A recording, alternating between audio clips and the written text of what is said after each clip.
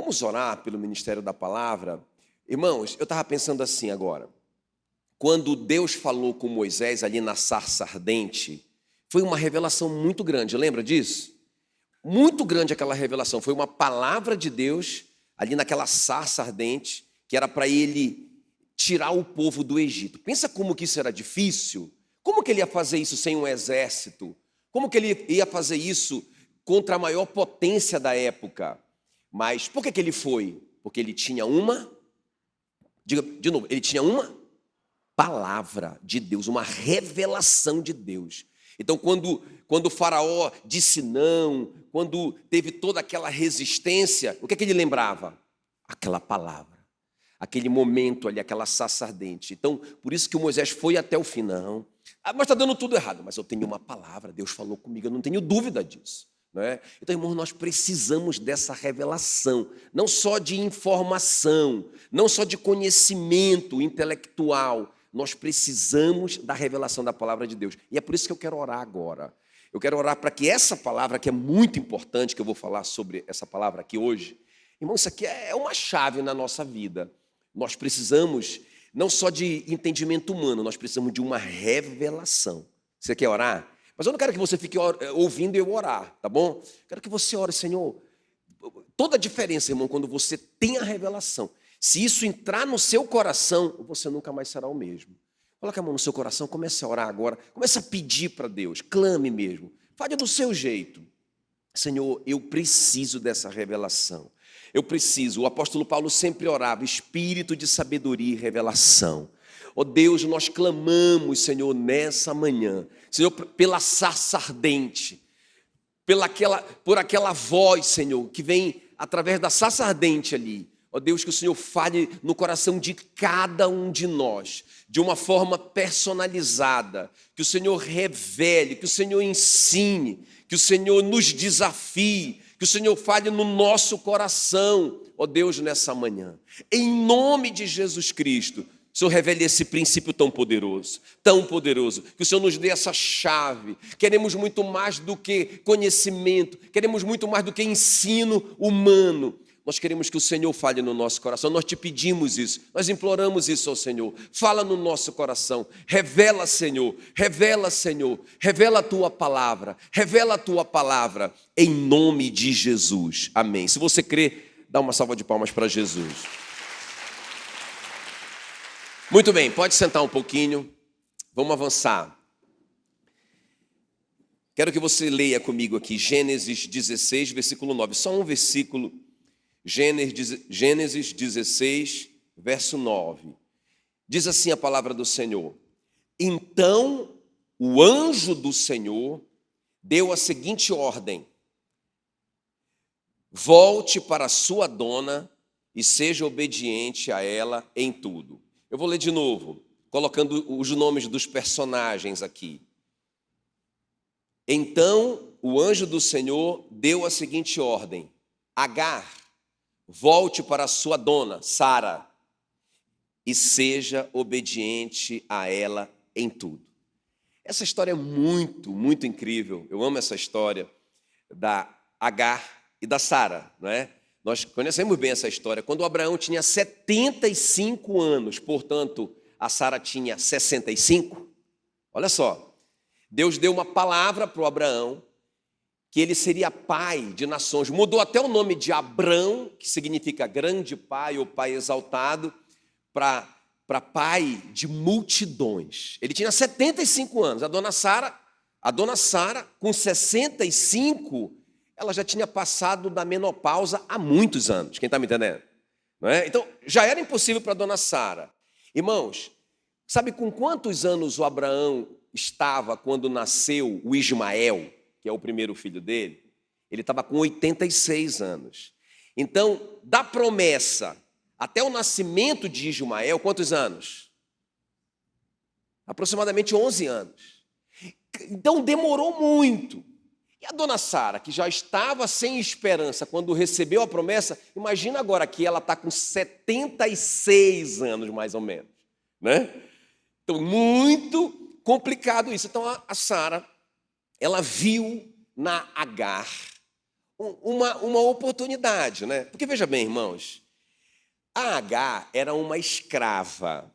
Eu sei que na nossa cultura é complicado a gente entender isso, não é? Escravidão para nós é muito pejorativo, é muito ruim, não é? Mas tem um princípio muito poderoso aqui, que a gente só vai entender se a gente tentar entender isso na cultura deles aqui. Então a dona Sara era a dona da Agar. Quem está me entendendo? Então, o que era o escravo? Ele era uma propriedade. Ele podia ser comprado, ele podia ser trocado, ele não tinha direito nenhum.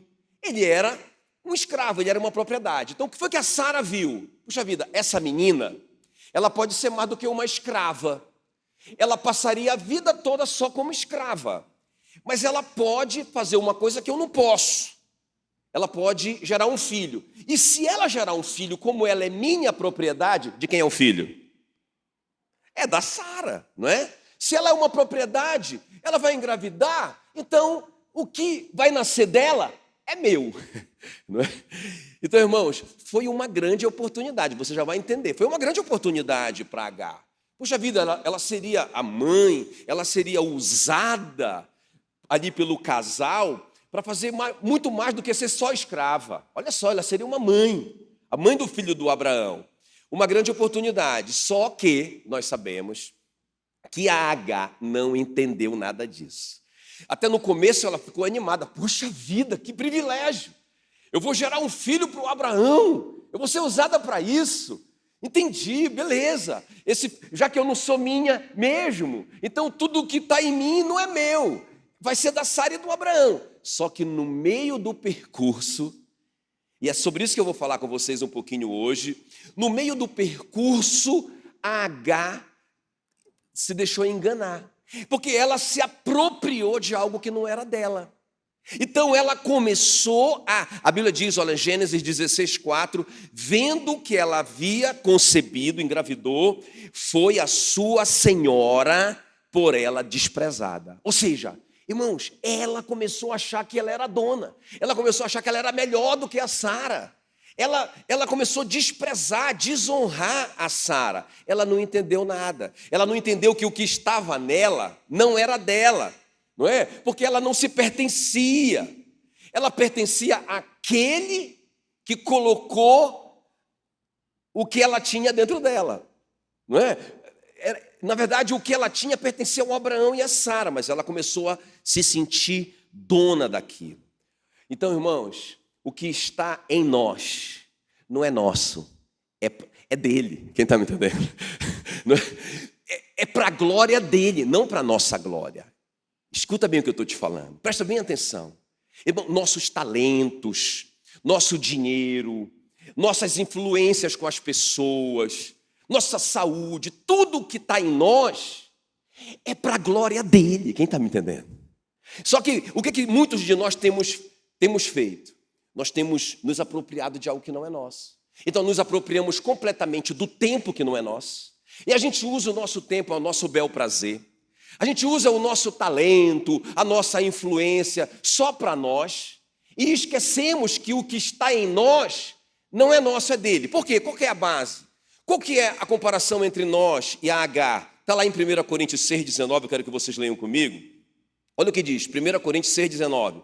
Vocês não pertencem a vocês mesmos, mas a Deus. Diga glória a Jesus. Pois Ele os comprou e pagou o preço, portanto, usem o seu corpo para a glória dele. Irmão, tem um texto mais claro do que esse.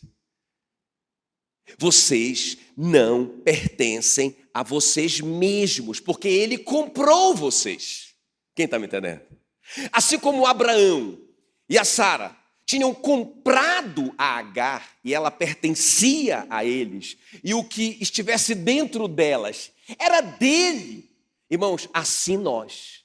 Deus te comprou. Quem está me entendendo? O que tem em você não é seu, é dele. Tem que ser vivido para a glória dele. Olha o que diz 2 Coríntios 5,15. Ele morreu por todos, para que os que vivem não vivam mais para si mesmos, mas para aquele que por eles morreu e ressuscitou. Meu Deus, muito forte isso. Para que os que vivem, quem está vivo aqui? Deixa eu ver só os que estão vivos.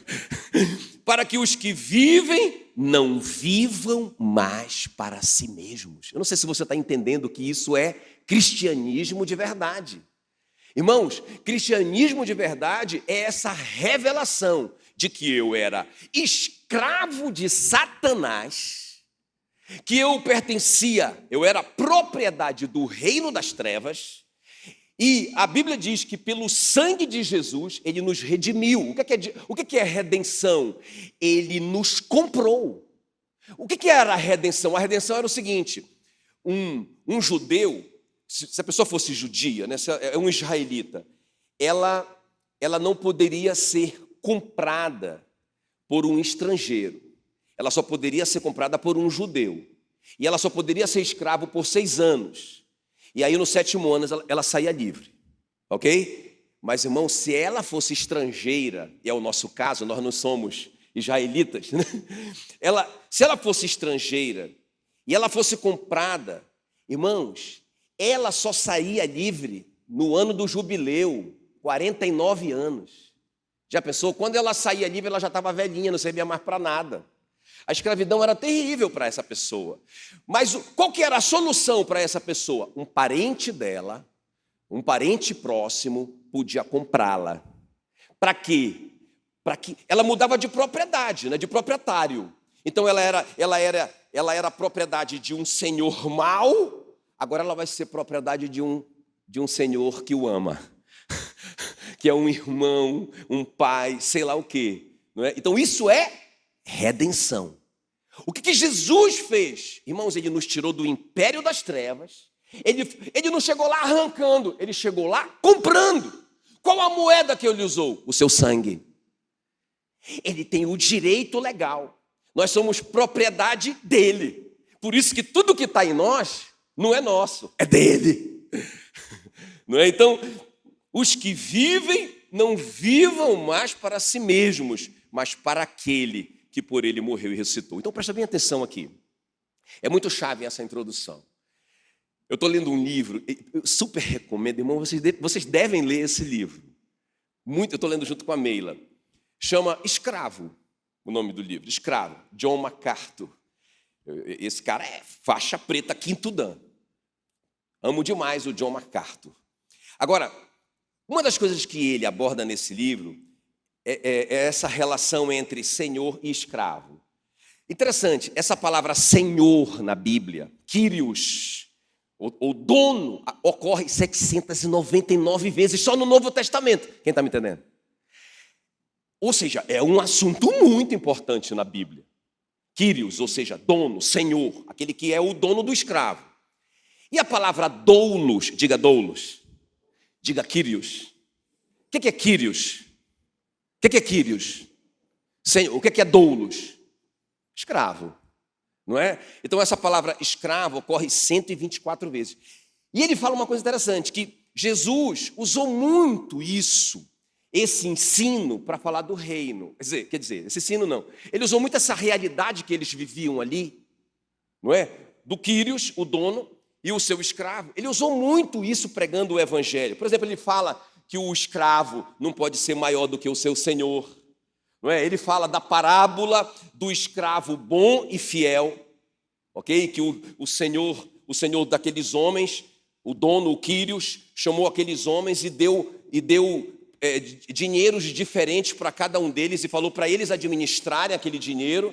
E aquele que foi bom e fiel na administração, ele foi honrado e recompensado. O que foi totalmente infiel foi castigado pelo seu dono, pelo seu senhor. Então, Jesus usou muito isso. Agora, irmãos, o que eu quero te falar aqui, presta atenção.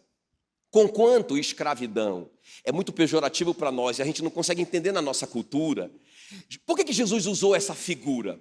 Porque, irmãos, aqui que está a chave. Quando o escravo tinha um dono muito mau, é isso que Jesus usa, por isso que ele usa essa figura. Quando ele tinha um dono muito mau, irmão, ele estava em maus lençóis. Esse cara era injusto, esse cara terrível, ganancioso, só queria prejudicar o escravo, muito ruim. Mas quando o escravo tinha um senhor bom, e a gente vê muito isso na Bíblia, por exemplo, o José era escravo do Potifar. O Potifar colocou o José como mordomo da casa. O José só comia filé, só andava de carro 0 quilômetro. O quarto dele era muito mais luxuoso do que um homem livre ali no Egito. Quem está me entendendo? Porque o senhor do José, além de ser um homem muito rico, era um homem muito bom. É isso que Jesus está usando. É isso que eu quero te fazer entender hoje aqui. Irmãos, não é uma coisa assim, eu sou escravo de Deus, então agora eu tenho que viver para trabalhar para Ele, eu sou um desgraçado. Não, irmão, isso é um privilégio. Quem está me entendendo? É um privilégio nós sermos uma propriedade, nós termos Deus como o nosso dono, o nosso Senhor. A base da salvação, por exemplo, é se com a tua boca confessares que Jesus é Senhor, Kyrios, e em teu coração creres que Deus o ressuscitou dentre os mortos, serás salvo. A base da nossa salvação é que Jesus é o nosso Senhor, que Jesus é o nosso dono, que tudo que eu vou viver aqui na terra é para agradar o meu Senhor. Agora, irmãos, com a garantia de que o meu Senhor é muito rico e muito bom, porque Jesus fala assim, olha, já não chamo vocês de escravos, doulos, agora eu chamo vocês de amigos. Diga assim, o meu Senhor é meu amigo. Também, irmãos, a Bíblia diz que Deus nos deu o poder de sermos feitos filhos. Então, apesar de nós sermos uma propriedade dele, que ele comprou com seu sangue, apesar de nós sermos esses escravos, nós somos escravos amigos, escravos filhos de um Deus poderoso e de um Deus milionário e de um Deus que quer o nosso bem. Isso é um grande privilégio. O MacArthur fala uma coisa interessante. Ele diz que na época de Jesus, os historiadores dizem que muitos homens livres tentavam se tornar escravos de senhores ricos e bons. Por que acontecia? Às vezes o cara era livre, ele nasceu livre, mas ele era pobre, ele não conseguia crescer na vida. E aí ele comparava a vida dele com o escravo, por exemplo, do César, ou o escravo de algum homem rico. Ele via que o escravo vivia muito melhor do que ele, porque ele tinha privilégios na sociedade que o livre não tinha. Escuta bem, o MacArthur registra que, pelos historiadores, que muitos escravos, eles eram até, porque o senhor deles era bom e era muito rico, as mulheres, as moças, queriam casar com aquele escravo, porque ele tinha privilégios na sociedade, porque ele era o doulos do Quírios César. Rapaz, esse cara, eu não acredito nisso. Irmãos, o nosso Quírios, o nosso Senhor é bilhões de vezes maior do que César. O que eu quero te falar é que ser escravo de Deus é um privilégio, é uma honra, é uma bênção, talvez a maior bênção que nós temos. Sabe por quê, irmãos? Porque quando um senhor bom tinha um escravo, ele cuidava daquele escravo, quem está me entendendo? Ele cuidava da saúde dele, ele cuidava da alimentação dele, ele cuidava de tudo. Aquele escravo não tinha que se preocupar com nada disso, porque ele tinha um senhor rico e um senhor bom. Irmãos, é isso. Nós não temos que, por isso que Jesus disse, você não tem que se preocupar com o que vestir, com o que comer, porque Deus vai cuidar de tudo. Vocês são propriedade dele. Aleluia. Irmão, pensa que até um cachorro de um homem bom, até a Bíblia fala isso, né? Que o justo cuida bem até dos seus animais. Se um cachorro de um homem bom come muito bem, vive muito bem, irmão, imagina um escravo de um homem bom. Quem está me entendendo? Então, eu quero falar com vocês aqui o seguinte. A Agar não entendeu isso, porque ela tinha um senhor maravilhoso, o Abraão e a Sara. Um senhor muito justo, um amigo de Deus, era o dono dela. Um homem, além de ser muito bom, um homem muito rico. Era um privilégio para ela pertencer a Abraão e a Sara. E o que Abraão e Sara colocaram dentro dela não era dela, mas aí ela resolveu, que ela se autopromoveu. E quando ela fez isso, irmão, como muitos têm feito, escuta bem, não é quando a gente começa a se tornar dono da nossa vida, a gente fica por nossa conta, quem está me entendendo? Quando Deus é o nosso dono, a responsabilidade é dele, quem está me entendendo? Quando Deus é o nosso dono, a nossa alimentação, a nossa saúde, tudo para nós é responsabilidade do nosso dono bom e rico. Quando eu começo a tomar posse da minha própria vida, do meu tempo, de tudo que eu tenho, tudo é meu, eu estou aqui por causa do meu talento, eu estou aqui porque eu paguei o preço, eu consegui, eu sou o cara, e a Bíblia diz, não, nunca se esqueça que é o Senhor que te deu força para adquirir riquezas. Foi o Quírios, foi o seu Senhor que te deu isso. Então, quando a gente cai no engano da Agar. Olha o que aconteceu com a Agar. Ela foi humilhada. Está aqui, ó. Gênesis 16, 6. Sarai humilhou-a e ela fugiu da sua presença. A pessoa é humilhada quando ela se torna dona de si mesmo. Ela saiu do propósito de Deus. Ela foi parar no deserto. Ela estava para morrer de sede e fome. Ou seja, tudo complicou na vida da Agar. Eu vejo que tem muito crente que se tornou dono de si mesmo e tá vivendo uma vida complicada. Escuta bem, não é? Então, qual que é a solução? É o meu tema nessa manhã com vocês. Como voltar para o lugar da bênção. O que eu quero te falar aqui, por isso que eu estou te falando que se a gente tentar entender com a nossa cultura, não vamos entender. Mas se a gente tentar entender na cultura deles aqui, não é? Aqui, só esse relacionamento entre Agar e a Sara. Eu não quero falar sobre a precipitação do Abraão, a gente não vai mexer com isso aqui. Também não vou falar o que o apóstolo Paulo fala lá em Gálatas 4, não é que Agar e Sara não é, são uma figura da lei e da graça. Não vou mexer com isso. O que eu quero falar é de uma realidade aqui, isolada. A Agar não entendeu que o que estava dentro dela não era dela, era do dono dela, não é? E as consequências que geraram isso aqui. Agora, como voltar para o lugar da bênção? Porque quem está entendendo que a Agar era abençoada com Abraão? Vocês já entenderam? Não é? Um homem bom e rico, que era o dono dela. Mas não, é meu, esse negócio é meu, isso aqui é meu. E quando ela sai de perto do Abraão e da Sara, irmãos, quase que ela morreu, não é? Mas graças a Deus ela voltou. Graças a Deus ela voltou, não é? Então, eu quero falar sobre isso. Como voltar? Então, essas três coisas, rapidamente aqui, para a gente concluir. Na prática, como que a Agar voltou? Vamos ver. Primeira coisa, ela se humilhou. Olha o que diz aí Gênesis 16, 9. Então, o anjo do Senhor deu a seguinte ordem: volte para a sua... De novo. Volte para a sua dona. Irmão, quem foi que falou isso para ela? Foi o anjo do Senhor. Toda vez que você vê na Bíblia anjo com letra maiúscula, como se fosse um substantivo, os teólogos dizem que é uma cristofania, que é uma pré-encarnação de Cristo no Antigo Testamento. Não é? Então, não vamos entrar no mérito da questão, mas será que Jesus falou com ela aqui? Volte para a sua dona e seja obediente a ela em tudo. Isso aqui, irmãos, é humilhação. Porque é interessante que o anjo abordou a Agar assim, olha, quer ver? Olha aí, Gênesis 16, 8. Agar, escrava de Sara, tudo que ela queria era esquecer, não é? Essa identidade. Não, eu não sou escrava de ninguém. Eu sou dona de mim mesmo. E eu tenho algo aqui dentro de mim. Eu sou mãe do filho do rei Abraão. E agora... E aí o anjão, pode ser Jesus.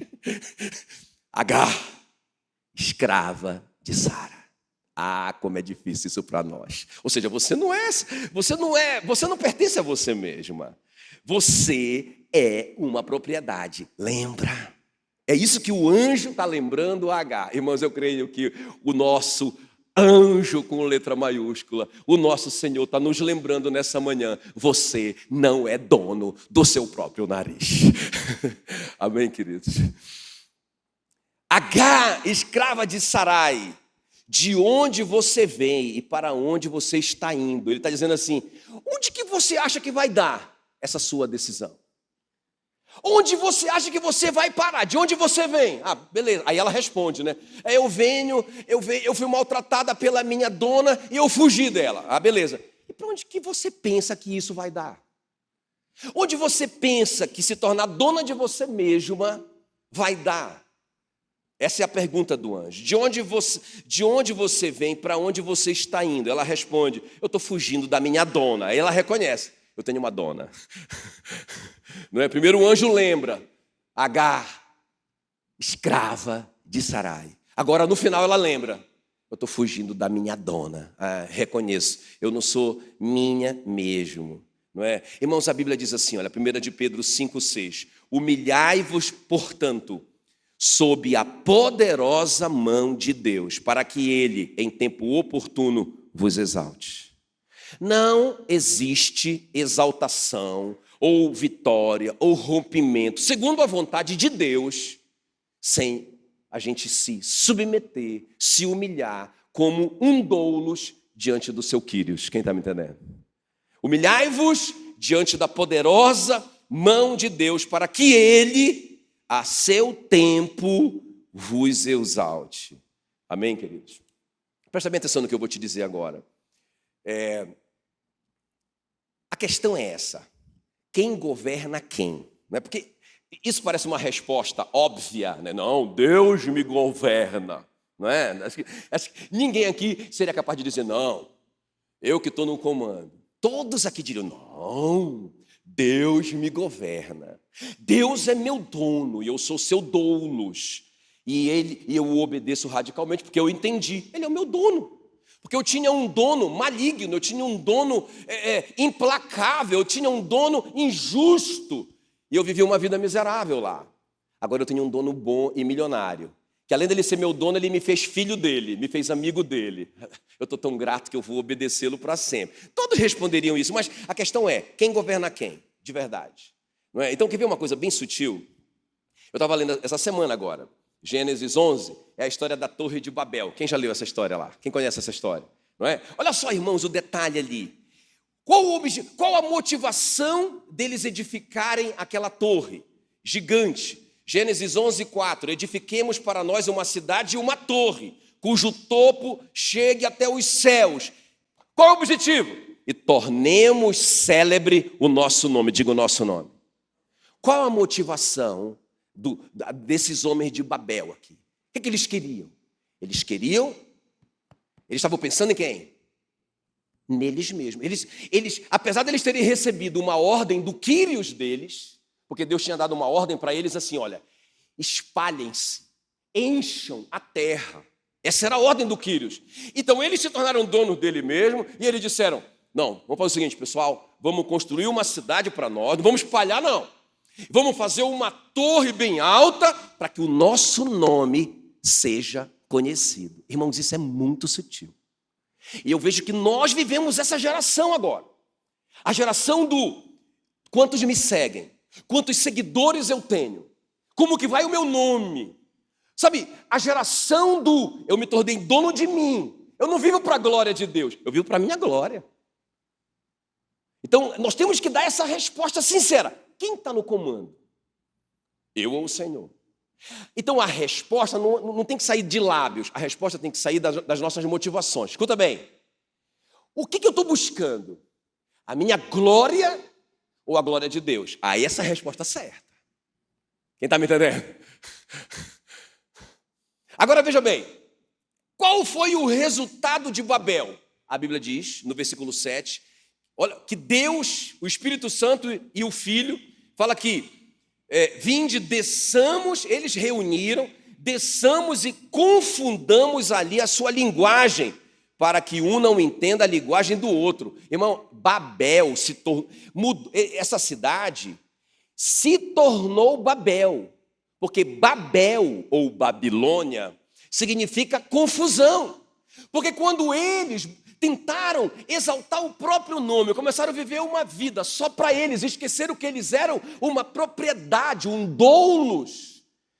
ignoraram e desprezaram a ordem do Senhor deles, que mandou eles se espalharem. Quando eles fizeram isso, qual foi o resultado? Diga: confusão. Irmão, qual foi o resultado? Um projeto emperrado. A obra parou, porque ninguém entendia um ao outro, só briga. Às vezes eu vejo os crentes falando assim: eu não estou entendendo nada, o meu projeto, está tudo parado, está tudo travado, só confusão. A pergunta tem que ser: você está edificando para a glória de Deus? Para a glória do seu Quírios, do seu dono? Aleluia. Agora é interessante, porque no capítulo seguinte é 12, né? Babel é 11. No capítulo seguinte, eu acho que não tem coincidência aqui, Deus fala com Abraão. Apareceu, Gênesis 12, 7, apareceu o Senhor a Abraão e ele disse: darei à tua descendência esta terra. Uma promessa. Sabe o que foi que o Abraão fez? Ali edificou Abraão um altar para quem? Para quem? Ao Senhor, ao Quírios dele. Interessante. O Quírios bom dele fala para esse escravo chamado Abraão: eu vou multiplicar a tua descendência, eu vou te dar toda essa herança, toda essa terra. E ele edifica o altar para o Senhor e não para ele. Qual é o resultado disso quando nós colocamos o nosso Quírios em primeiro lugar? Olha o que diz Gênesis 12, 2. De ti farei uma grande nação, te abençoarei e te engrandecerei o nome. Interessante, Babel estava buscando o crescimento do seu nome. Não é? O seu nome ser exaltado. Eles estavam buscando a própria fama, o sucesso pessoal. Abandonaram a ordem do seu Senhor. E eles nunca ficaram famosos, a não ser de uma forma negativa, que a gente está contando para vocês hoje. O Abraão não estava buscando isso. Ele estava edificando altares para o Senhor. Quer ver? Veja na sua Bíblia, de Gênesis 12 para frente, quantos altares, dever de casa, o Abraão edificou ao Senhor. Ele viveu uma vida por Quírios. E ele teve o nome dele exaltado. Ele é o pai da fé. Pensa bem, irmãos, o que esse cara realizou na vida dele. Nós estamos estudando a história do Abraão hoje, milhares de anos depois, porque esse cara viveu para o Quírios dele. Ele não foi perfeito como nós não somos.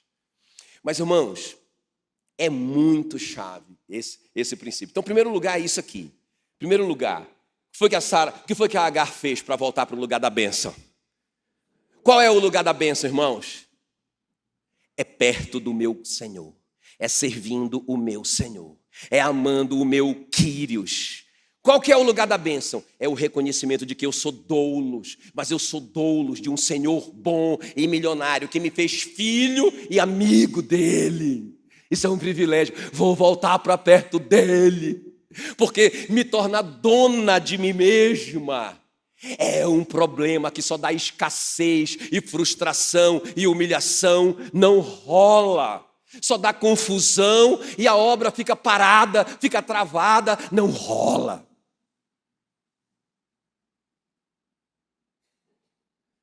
Diga amém ou amém. Diga amém, né? Amém, né? Se tiver alguém aqui, às vezes, sentindo a vida travada, sentindo a vida uma confusão, sentindo escassez, parece que está tudo seco, faça essa autoavaliação hoje. Eu tenho vivido para a glória de Deus? Amém, queridos? Eu entendi que eu não pertenço a mim mesmo. O que eu estou fazendo está glorificando o meu dono. Sabe, irmãos, obediência a Deus não é uma questão de religião, entende? Não é isso, para merecer alguma coisa. Não, não é isso. É uma questão de identidade. Eu pertenço a Ele. Ele é o meu dono amoroso. Ele é o meu Senhor misericordioso. Ele me comprou, porque Ele me amou. Eu vou obedecê-lo de todo o meu coração. Então não é religião. Entende? Eu tenho que fazer isso, porque senão... Não, irmãos. É gratidão. Diga obediência. É uma questão de gratidão. Muito bem, vamos avançar. Segundo lugar. Qual o segredo da Agar? Então, a primeira coisa, ela se humilhou. Ela voltou para debaixo da sua dona, do seu dono, e ela voltou para aquele lugar da bênção. A bênção estava ali. Ela voltou para ter o lugar, para ter aquele lugar onde ela era abençoada. Muito bem. Então, segundo lugar, ela creu nas promessas de Deus. Diga assim, Agar creu nas promessas de Deus. Vamos comparar isso com a nossa vida também. Olha só o que diz aí Gênesis 16, 10. Disse-lhe mais o anjo do Senhor. Olha a promessa, que promessa top que essa Agar recebeu. Multiplicarei sobremodo, de modo sobrenatural, a tua descendência, de maneira que por numerosa não será contada. Então, olha só, irmãos, o que essa escrava, o que é essa doulos, o que é essa propriedade, não é? Recebe como uma promessa, eu multiplicarei a sua... Para eles, para os orientais, ter muitos filhos, até hoje, é sinônimo de bênção de Deus. Você vê na Bíblia, quando a mulher era estéril, não é? A própria Raquel diz para o Jacó, dê-me filhos, senão eu morrerei. Porque isso era desesperador para o oriental. E o que Deus fala para essa mulher, eu vou multiplicar a sua descendência de uma forma sobrenatural, de maneira que, por numerosa, ela não pode ser contada. Meu Deus do céu. Disse ainda o anjo do Senhor, olha a outra promessa. Concebeste, você está grávida, e darás à luz um filho, a quem chamarás Ismael. O que significa a palavra Ismael? O Senhor te ouvirá. Que promessa maravilhosa, porque o Senhor te acudiu na tua aflição. Ele será entre os homens, olha outra promessa, como um jumento selvagem. O que significa isso? Força, não é? O jumento selvagem, força, vai ser muito forte, vai ser um guerreiro, esse teu filho. Só promessa. Agora, irmãos, preste bem atenção. Então ela tem que voltar.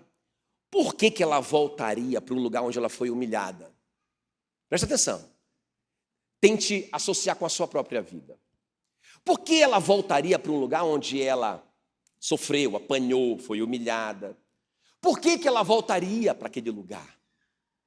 Porque ela tinha uma promessa. Não somente isso, porque ela creu naquela promessa. Ela entendeu, eu não posso ser dona do que não é meu. Esse filho só vai fluir, só vai dar certo, esse fruto que está em mim que não é meu, só vai dar certo no lugar certo, na casa do pai Abraão aqui. Mas, irmãos, o que Deus colocou em nós só vai prosperar se ele nascer do jeito, do modo e do tempo de Deus. Estou falando com alguém aqui?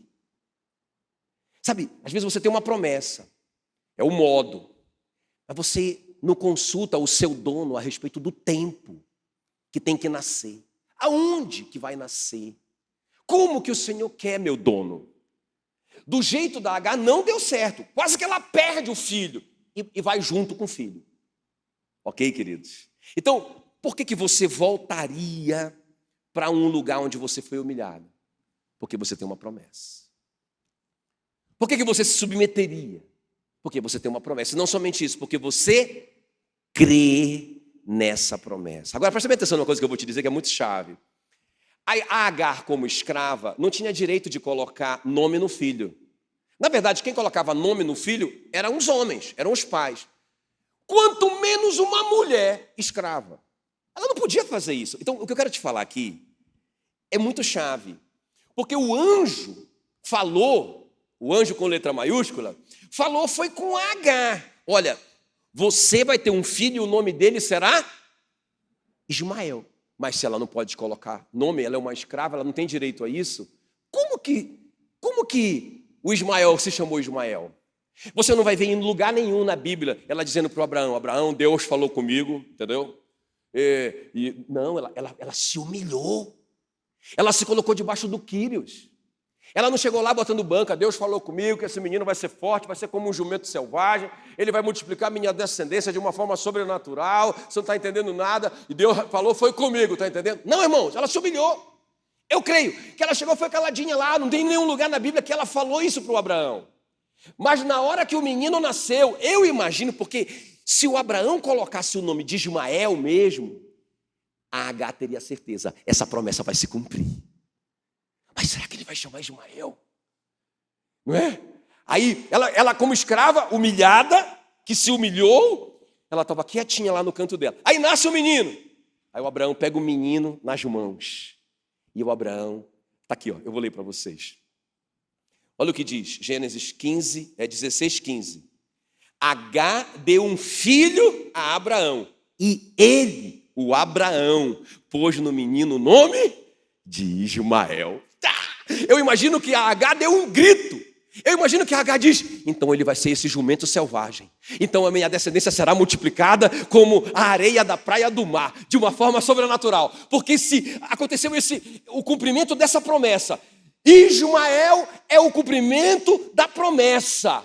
Então, queridos, o resto ia acontecer também. Quem está me entendendo? Irmãos, qual é o segredo? Nós temos que crer na promessa. Agora, deixa eu falar de uma forma bem prática para te ajudar. Quantos aqui creem? Escuta bem. Quantos aqui creem que tem uma promessa na sua vida? Deixa eu ver aí. Tem uma promessa. Meu Deus, todo mundo. A questão é, você crê nisso? De uma forma simples, você vai dizer, creio? Claro que eu creio, pastor. Irmãos, escuta bem. A fé, o apóstolo Paulo ensina assim, olha. Ele ensina assim, Romanos 4,13. Ele diz assim, olha. Eu criei, por isso eu falei. Quem está me entendendo? Irmão, se nós cremos na promessa, o que nós estamos falando? Escuta bem, o que você está falando? Tem uma promessa, mas fala tudo ao contrário. Isso é descrer na promessa. Então veja bem, nós temos que crer na promessa falando que vai acontecer, já aconteceu, em nome de Jesus. Porque o que Deus prometeu, quem está me entendendo? Que o que Deus prometeu não é o que o homem promete, o que Deus prometeu já se cumpriu. Porque ele não é homem para que minta, nem filho do homem para que se arrependa do que ele prometeu. Tendo ele prometido, ele cumprirá, diz a Bíblia. Então, irmão, se Deus te prometeu, eu quero que você entenda que já é seu. Agora, o que é que você tem feito com essa promessa? Não é? Então, falar a promessa. Sabe, colocar para fora, um exemplo muito forte disso para mim é o Noé. Pensa, irmãos, o Noé recebe a promessa de que ele vai salvar a família dele. Vai ter um grande dilúvio que vai destruir tudo, mas ele e a casa dele vão ser salvos. Será que ele creu nessa promessa? Irmãos, o apóstolo Pedro, em 2 de Pedro 2,5, chama o Noé de pregador da justiça. Então o Noé ficava falando. Pessoal, vai ter um dilúvio. Vai ter um dilúvio. Vai destruir tudo. Tudo vai morrer. Só quem estiver dentro da arca que vai sobreviver. Então ele acreditava, porque ele estava falando. O que você está falando? Às vezes a gente murmura demais, a gente reclama demais, a gente fala contra aquilo que Deus prometeu para a gente, irmãos. O Noé falava, e não somente isso, irmãos, por 100 anos, diga 100 anos, ele construiu uma arca sem ferramenta, sem prego, sem martelo. Eu não sei como que esse cara fez isso. Deveria ser tudo de encaixar, não sei como que era. Está aí uma curiosidade, eu quero saber como foi feito isso. Ele não tinha uma multidão de trabalhadores, ele construiu uma arca, irmãos. Ele construiu uma arca de 30 metros de largura por 150 de comprimento, com 3 andares. Pensa bem, é muita coisa. Sem uma equipe, sem ferramenta, sem tecnologia. E essas medidas, os engenheiros navais usam até hoje essas proporções. Sabia disso? É essa proporção correta para um barco não afundar. O Noé já sabia. Então ele creu. Creu ou não creu? Creu porque falou, creu porque fez, creu porque perseverou. Creu Pensa o cara esperando uma chuva que demorou 100 anos. Isso é fé. Ok? E vamos avançar. Terceiro e último ponto. Qual que é o primeiro mesmo? Por que a H voltou para o lugar da bênção? Porque se humilhou. Ela entendeu, eu sou doulos, eles são quírios. Segundo lugar, creu na promessa.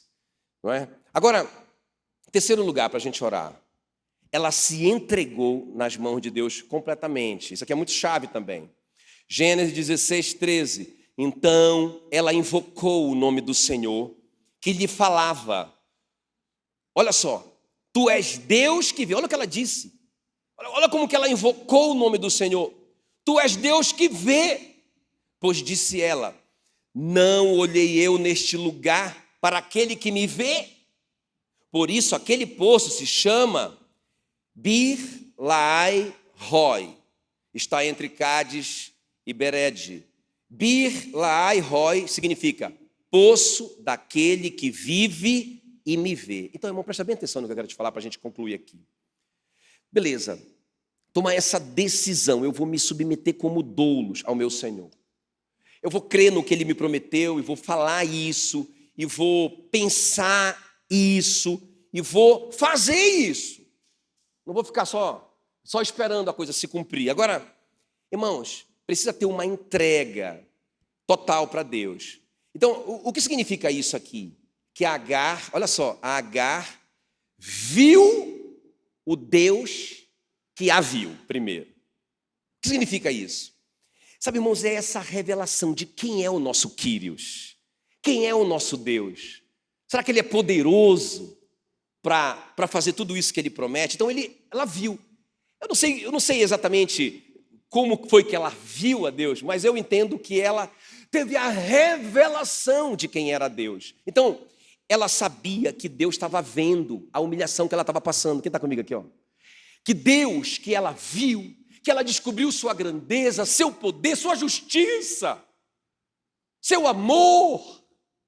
Sabe, quando ela entendeu isso, ela disse, meu Deus, Ele é tão maior do que toda essa aflição que eu estou passando. Ele é tão maior do que toda essa humilhação, do que toda essa injustiça que a dona Sara está praticando contra mim.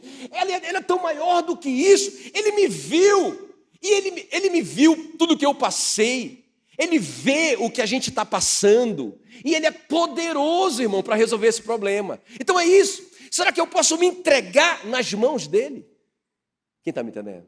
Então, irmãos, não sei o que você está passando, mas nós precisamos fazer como Jesus. Olha só, 1 de Pedro 2, 21. Quer ver? Acompanha comigo. Porquanto para isto mesmo fortes chamados.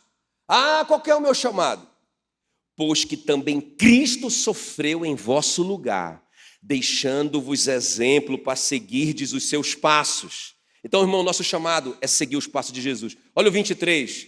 Pois Ele, quando era ultrajado, ou seja, ofendido, difamado, insultado. Alguém já foi ofendido, difamado e insultado aqui? Quando Ele era ultrajado, Ele não revidava com ultraje, Ele não ofendia, Ele não difamava, não falava mal, e Ele não insultava. Olha só, quando Ele era maltratado, como a Agar foi maltratada pela Sara, não fazia ameaças. Ah, foi maltratado, vou embora daqui. Eu vou me divorciar de você. Não, isso não acontece nunca, né, irmão? Né? Sabe, não ameaçava. Mas o que Jesus fazia? Ele se entregava completamente àquele que julga retamente. Você foi chamado para isso. Quem está me entendendo? Porque, irmãos, aquele que vê, aquele que já vê o que você está passando, meu Deus do céu, Ele está vendo o que você está passando e Ele é poderoso para te exaltar, para mudar essa situação toda. Ele é poderoso para te dar uma promessa e cumprir essa promessa na sua vida. Diga glória a Deus. Então por que a Agar voltou? Porque ela se entregou. Ela disse, não, Deus está vendo, Ele é meu juiz. Ele é o justo juiz, Ele está vendo o que eu estou passando. Ele está vendo o ultraje, Ele está vendo os insultos, Ele está vendo o maltrato. Não, mas Ele é poderoso. Ele é poderoso para Ele cumprir o que Ele prometeu para mim. Eu vou voltar. Eu acho, irmãos, que nós temos interrompido processos porque nós não temos essa revelação. Não é? A gente está lá, naquele processo. Deus colocou a gente ali. Deus colocou algo dentro de você para você gerar para Ele. Aí você vai, está todo animado, tem uma promessa. Aí você vai. Aí você só pega um chute na canela. Você é ofendido, você é maltratado, injustiçado. O que a maioria de nós fazemos? Vamos embora, fugimos. Só que sem saber nós estamos saindo do lugar da bênção. Estamos saindo do propósito de Deus para a nossa vida. Irmão, nós temos que fazer como Jesus. Nós temos que nos entregar completamente àquele que julga retamente. Aleluia. Ele está vendo. Ele está vendo. Sabe, o lugar onde você está é Bir Laai Roi. O poço daquele que vive e me vê. Diga, Bir Laai Roi. Se você tiver com vontade de sair, de chutar o balde, eu estou em Bir Laai Roi. Deus está vendo, Ele é poderoso e eu vou me entregar completamente em suas mãos. Aleluia, aleluia. Agora, irmãos, só para concluir, assim, é muito lindo o Pedro falar isso de Jesus, mas olha só na prática. Olha só na prática. Irmãos, eu digo que na cruz, Jesus viu aquele que o viu. A cruz era Bir Laai Roi para Jesus. Na cruz ele foi humilhado. Na cruz ele foi ultrajado. Na cruz ele foi, irmãos, olha, desonrado. Ele recebeu cusparada no rosto. Coroa de... Os caras zombaram dele, colocaram uma coroa na cabeça dele de espinhos, colocaram um manto nele e um caniço, um pedaço de pau velho, e eles se ajoelhavam diante dele, fazendo como se ele fosse o rei deles, como se ele fosse o Quírios dele, sabe, zombando de Jesus. Irmãos, eu acho tão lindo, meu Deus, olha, toda vez que eu leio esses textos da cruz, eu me emociono até hoje. Eu já leio isso há tantos anos, né? Mas toda vez que eu leio, eu não consigo não me emocionar com o caráter do meu Quírios. E aí ele deixa assim, olha, vocês foram chamados para seguir os meus passos. Eu digo, meu Deus, então faz um milagre em mim. Porque eu quero esganar esse irmão. Eu digo ao Senhor, me dá um novo coração. Mas olha só, irmãos, só para a gente concluir. Na cruz, no momento mais difícil, Bir Laai Roi para ele. Momento mais difícil. Ele estava ali naquele sofrimento terrível. Prego nas mãos, nos pés. Ele já tinha sofrido o dia anterior todo, tinha ficado preso, coroa de espinhos, já tinha sangrado muito, apanhado muito. E sangrou muito, por isso que ele morreu em 3 horas. A crucificação, o crucificado demorava para morrer aproximadamente 24 horas. Não é? E eles ainda tinham que quebrar os ossos do cara para o cara morrer mais rápido. Então, Jesus foi 3 horas porque ele perdeu muito sangue. Irmão, tanto sofrimento. E naquele momento de dor, de angústia, não sei se você consegue imaginar essa cena. Olha a primeira palavra que sai da boca de Jesus. Quer dizer, às vezes a gente espreme o irmão, o que sai é um insulto, não é? O que sai é um palavrão. Às vezes a gente espreme alguém, às vezes a gente corrige alguém, não é? E aquela pessoa, aí aparece, né, a serpente dentro dela. Eu lembro de um pastor que ele estava saindo de casa, de carro, e ele tomava o café dele numa grande xícara, não é? E ele ia dirigindo dentro do condomínio dele, tomando aquele café. Sempre ele fazia isso, toda manhã. Um dia ele saiu e o vizinho ia passando ali atrás. Ele freou e o café caiu em cima dele. Acho que despelou assim, os pelos do peito. Aí ele saiu do carro e falou um monte de coisa para o vizinho. Pastor, né? Aí depois ele voltou para casa, murmurando. Tinha aquela voz dentro dele, não é? O que saiu de você era o que estava dentro de você. Porque o que saiu da xícara era o que estava dentro da xícara.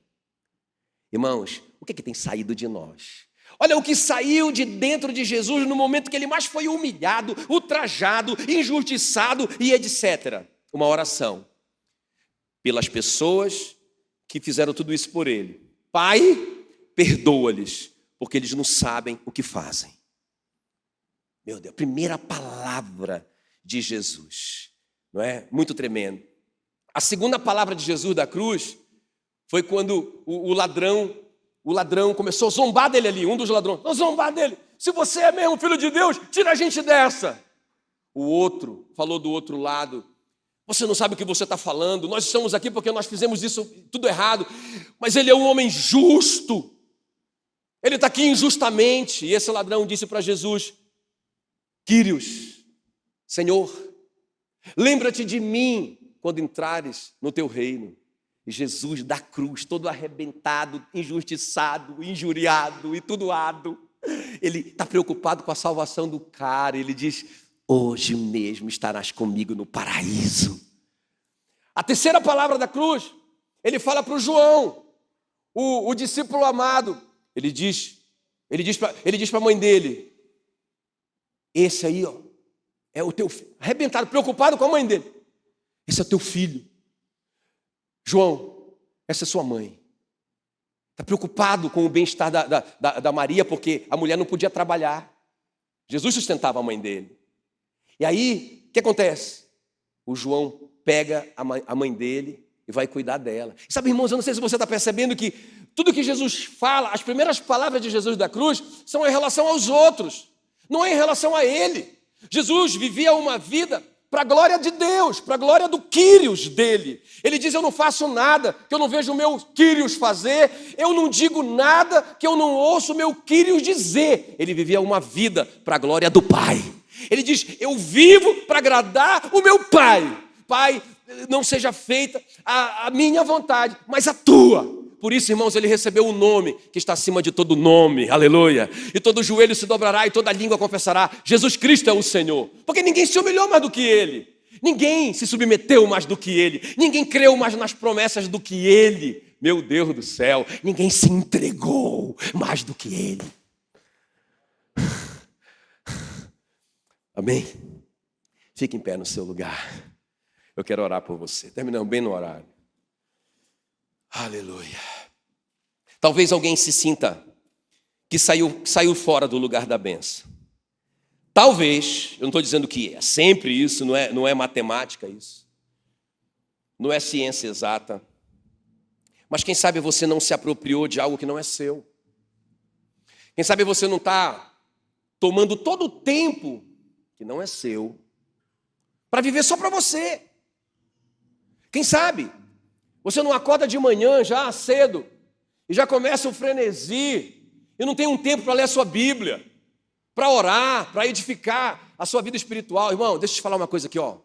Você é um corpo, você é um espírito que habita num corpo e tem uma alma, uma mente. É isso que você é. Você é trino. Você é corpo, alma e espírito. Se você não cuidar do seu corpo, você adoece. Se você não cuidar da sua alma, da sua mente, a Meila falou na semana passada da alma, você vai acreditar nesses enganos do diabo. Mas se você não cuidar do seu espírito, você não pode viver só com seu corpo e sua alma. Você precisa de tempo com Deus. Você precisa ler sua Bíblia, você precisa de vida de oração, você precisa se envolver no reino. Buscar em primeiro lugar o reino do Quírios e a sua justiça. As demais coisas serão acrescentadas ao doulos, a você. Se você viver uma vida só para você, vai dar erro, irmão. Vai dar deserto, vai dar confusão, não vai funcionar. Eu estou falando isso para o seu bem. Você vai estar construindo Babel, ok? Muito bem, coloca a mão no seu coração. Volta, Agar. Volta, doulos. Volta. Seu Senhor, seu dono, é seu pai, seu amigo. Ele é bom. E todo o ouro, toda a prata é dele. Ele é bom e rico, ele te ama. Submeta-se, creia nas promessas dele, entregue-se totalmente a ele. em nome de Jesus, e Ele te exaltará. O menino nasceu, a promessa se cumpriu na vida da Agar. Coloque a mão no seu coração. Espírito Santo querido, obrigado, Senhor, pela Tua palavra. Um desafio para nós, Senhor. Um desafio. Revela essa palavra, que nós não nos pertencemos mais. Na verdade, nunca nos pertencemos, porque nós sempre tivemos um dono. Nosso dono era Satanás. Um dono mau, injusto e corrupto. Mas agora o nosso dono é nosso Pai, nosso amigo. Ele é bom. Muito obrigado, Senhor, pela Tua palavra. Muito obrigado, Jesus. Te amamos, te amamos. Oh, Deus, que essa palavra nos desafie a rever nossa agenda, a rever como que nós estamos usando nossa influência onde nós estamos, o que nós temos conversado, o que nós temos assistido, o que nós temos falado. Senhor, que essa palavra nos desafie e nos faça pensar. Senhor, que o Teu anjo hoje aqui, talvez o anjo da igreja, está dizendo hoje, Agar, escrava, está lembrando a nossa identidade. Volta, submete ao Teu dono. Oh, Espírito Santo querido, em nome de Jesus, faz isso, Senhor, na nossa vida. Faz isso na nossa vida. Espírito Santo, nos faz pensar, nos faz lembrar o que nós temos feito pelo reino do Quírios. Nós fomos feitos pescadores de homens, temos pescado homens, ou contribuído para isso de alguma forma. Temos feito discípulos das nações. Oh, Espírito Santo, nos desafia cada um de nós nessa manhã aqui, a revermos, Senhor, nossa vida de relacionamento com a palavra, com a oração, com a santificação. Oh, Deus, em nome de Jesus, em nome de Jesus, nós te amamos, Senhor, nós te amamos, Quírios, nós te amamos, nós te amamos. É uma honra, queremos te dizer nessa manhã, é uma honra, um privilégio, sermos escolhidos para sermos teus. Somos teus. Como dizia o apóstolo Paulo, apóstolo de Cristo e escravo de Cristo. Como dizia Tiago, escravo de Cristo. Como disse o Judas, Judas 1:1, Judas, escravo de Cristo. Todos eles sabiam. O Pedro disse dele mesmo, Pedro, escravo de Cristo. Doulos. Senhor, que nós tenhamos essa revelação também no nosso espírito. Jackson, escravo de Cristo. Privilégio, honra, bênção. Não sou mais meu, sou dele, ele que tem que cuidar de mim agora. Glória a Deus, glória a Deus, glória a Deus, glória a Deus.